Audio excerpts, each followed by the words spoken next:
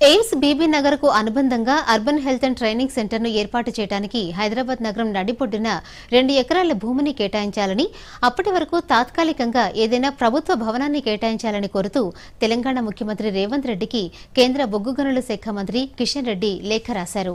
దేశవ్యాప్తంగా ప్రజలకు మెరుగైన వైద్య సేవలను చేరువ చేయడానికి స్థానికంగా ఉన్న ప్రాథమిక ఆరోగ్య కేంద్రాలను మొదలుకుని అన్ని స్థాయిల్లో ఆరోగ్య కేంద్రాల్లో మౌలిక సదుపాయాలను అభివృద్ది చేయడంతో పాటు అత్యాధునిక వైద్య సేవలను అందుబాటులో ఉంచడానికి మోదీ ప్రభుత్వం నిరంతరం కృషి చేస్తోందని లేఖలో పేర్కొన్నారు.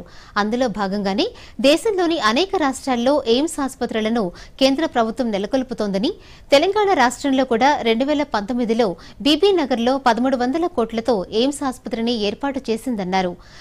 ప్రస్తుతం ఎయిమ్స్ బీబీ నగర్లో ఓపీడీ సేవలు ప్రజలకు అందుబాటులోకి వచ్చాయని పేర్కొన్న కేంద్ర మంత్రి, నగరంలో ఒక అర్బన్ హెల్త్ అండ్ ట్రైనింగ్ సెంటర్ను ఏర్పాటు చేయాలని కేంద్రం నిర్ణయం తీసుకుందన్నారు. ఇందుకోసం రాష్ట్ర ప్రభుత్వం భూమిని కేటాయించాల్సి ఉందని, అప్పటిదాకా అద్దె భవనాన్ని కేటాయించాలని కిషన్ రెడ్డి లేఖలో పేర్కొన్నారు.